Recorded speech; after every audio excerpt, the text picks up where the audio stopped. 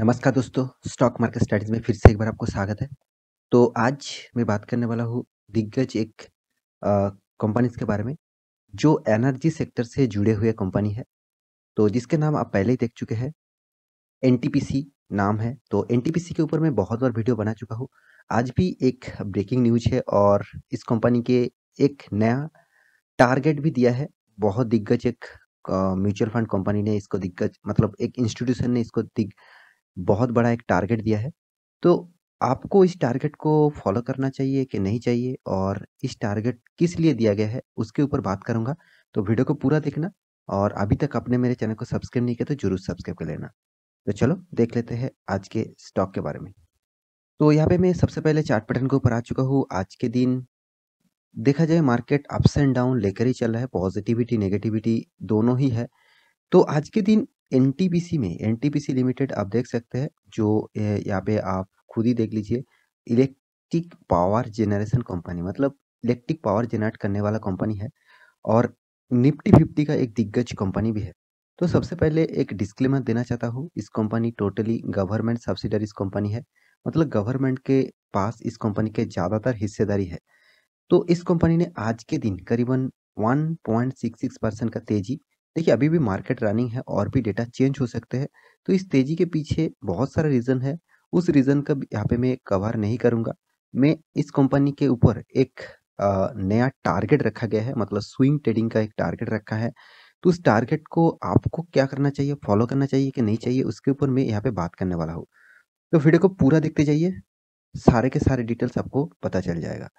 तो सिर्फ एनएससी के वेबसाइट के मैं ऊपर आ चुका हूँ, यहाँ पे आप देख सकते हैं।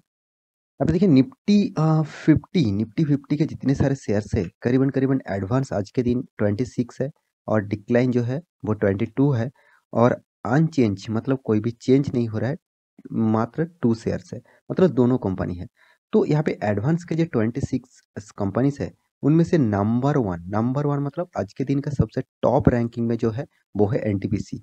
तो आप देख सकते हैं एनटीपीसी आज के दिन सबसे टॉप रैंकिंग में है। अब देखिए अभी तो फिलहाल है, तो ये डेटा चेंज भी हो सकते हैं क्योंकि मार्केट के हिसाब से अप्स एंड डाउन चलते रहेंगे। तो कोई कंपनी का अगर न्यूज आ जाता है, कोई अच्छा खासा परफॉर्मेंस करने लग जाता है, तो वो एक मतलब नंबर वन पोजीशन में पहुंच सकता है।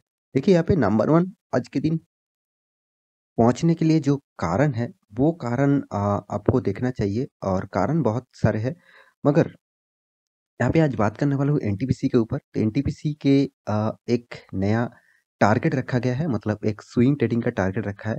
तो ऑब्वियसली इस टारगेट को मैं यहाँ पे आपको डिस्कस करने वाला हूँ और आप इस टारगेट को फॉलो करेंगे कि नहीं करेंगे उसके बारे में भी बताऊंगा। तो पूरा देखते जाइए वीडियो को, बहुत कुछ जानने को मौका मिलेगा।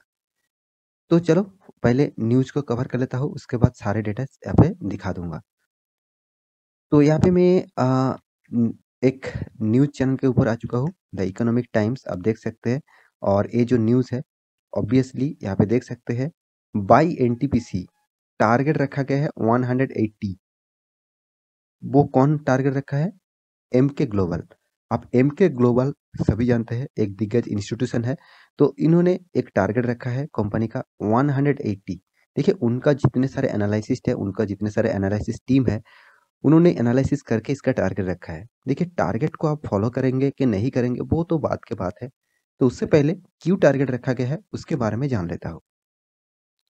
तो यहाँ पे देख सकते हैं, एमके ग्लोबल जो है has buy call on NTPC with a target price 180, the current market price 121। तो ये जब प्राइस रेंज था, जब इसका टारगेट दिया गया था, तो 121 इसका प्राइस रेंज चला था। तो आज के दिन इसका प्राइस रेंज कितना है वो देख सकते हैं, 125। मतलब पिछले दिन में 121, मतलब 5 दिन का चार्ट पैटर्न ओपन कर दूं तो 121 मतलब देखा जाए 27 दिसंबर जो लेवल था उस लेवल से यहाँ पे टारगेट रखा गया था, मतलब बाइंग का प्राइस दिया गया था। तो तब से देखा जाए आज के दिन तक यहाँ पे ऑलमोस्ट 3.5-4% तक यहाँ पे प्रॉफिट ऑलमोस्ट चल रहा है। तो उनका जो टारगेट है वो टारगेट बहुत बढ़िया रखा गया है। वो टारगेट आप देख सकते हैं 180 इसका टारगेट रखा गया है। तो देखिए इस टारगेट को आपको क्या करना चाहिए, उसको आपको सोचना चाहिए। तो सबसे पहले उन्होंने क्यों टारगेट रखा है, अब देख सकते हैं time period given by analysed is 1 year when NTPC Limited price can reach defined target। मतलब अलग-अलग एनालिसिस के हिसाब से अलग-अलग टारगेट यहाँ पे रखा जा रहा है। तो इस टारगेट को आप देख भी सकते हैं, ना भी देख सकते हैं। तो ये आपके ऊपर मतलब आपके ऊपर रहेंगे। तो इस कंपनी के जो एनटीपीसी आप देख सकते हैं, incorporated in the year 1975 is a large company. मतलब बहुत पुराना कंपनी है। 1975 से कंपनी स्टार्ट हुआ था और कहना है कि कंपनी का मार्केट कैपिटलाइजेशन 1,17,000 करोड़ से भी ज़्यादा है। तो उन्होंने जो एक मतलब इसको रिसर्च करके, मतलब इस सारे डेटा को रिसर्च करके उन्होंने टारगेट रखा है। मतलब एमके ग्लोबल जो इंस्टीट्यूशन है, उन्होंने इसका टारगेट रखा है। तो मुझे लगता है ये टारगेट जा भी सकता है, ना भी जा सकता है, क्योंकि बहुत सारे प्रॉब्लम्स और बहुत सारे प्रॉब्लम्स यहाँ पे क्रिएट हो रहा है। मगर एक पॉजिटिविटी भी ज़रूर है जाने के लिए, वो है पावर सेक्टर। आप सभी जानते हैं पावर सेक्टर के ऊपर बहुत तेज़ी से काम हो रहा है और पावर सेक्टर सबसे ज़्यादा प्रॉफिटेबल अभी पैसा कमा रहा है, क्योंकि ग्रीन एनर्जी और क्लीन एनर्जी और जितने सारे पावर सेक्टर है इलेक्ट्रिक व्हीकल के चलते हुए, और पावर सेक्टर को फ्यूचर में अच्छा खासा एक बेनिफिट ज़रूर मिलने वाला है। तो यहाँ पे जो टारगेट रखा गया है 180, ये कितना दिन का टारगेट है वो नहीं बताया गया है। तो आप मान के चल चल सकते हैं ये स्विंग ट्रेडिंग के लिए टारगेट है, मतलब शॉर्ट टर्म के लिए भी टारगेट यहाँ पे रखा गया है। तो इस कंपनी के बारे में सिर्फ एक ही चीज़ मैं ज़रूर कहूँगा, इस कंपनी का परफॉर्मेंस खराब नहीं है। 1,19,000 करोड़ का मार्केट कैपिटलाइजेशन है और कंपनी का जो करंट प्राइस रेंज है वो 123, मतलब मान के चलिए आज के दिन 125 है। और कंपनी का जो टोटल कंपनी का रिटर्न ऑफ कैपिटल एम्प्लॉयड देखिए 8.53% और रिटर्न ऑफ इक्विटी 12.6%।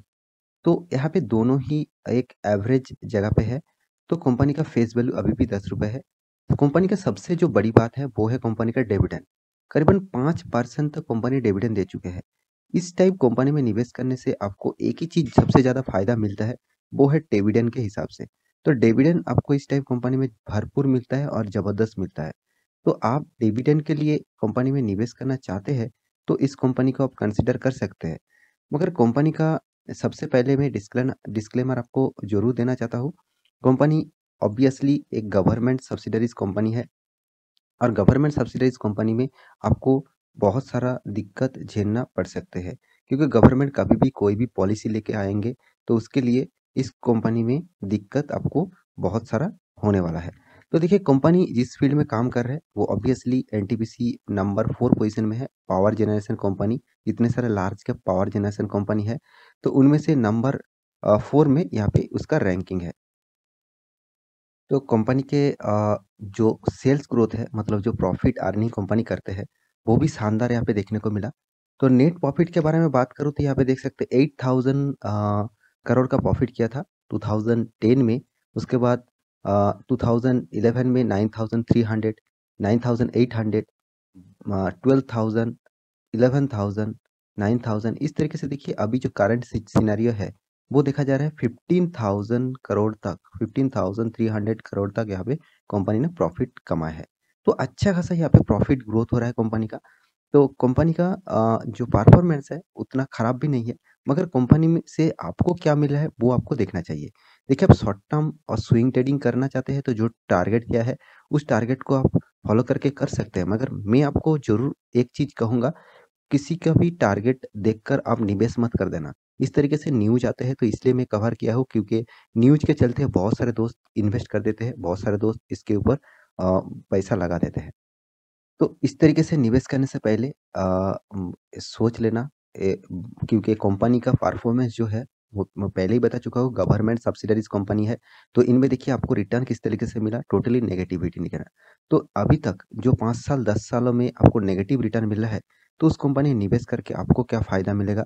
तो जो कंपनी नेगेटिविटी में अभी भी है, तो उस कंपनी में निवेश करेंगे तो आप भी फंस सकते हैं। तो कंपनी के बाकी देखिए सेल्स ग्रोथ, प्रॉफिट ग्रोथ और रिटर्न ऑफ इक्विटी, दोनों की सारे के सारे एवरेज एक लेवल में है। और कंपनी आपको जिस तरीके से रिटर्न दिया है वो टोटली नेगेटिविटी में ज़्यादा देखने को मिल रहा है।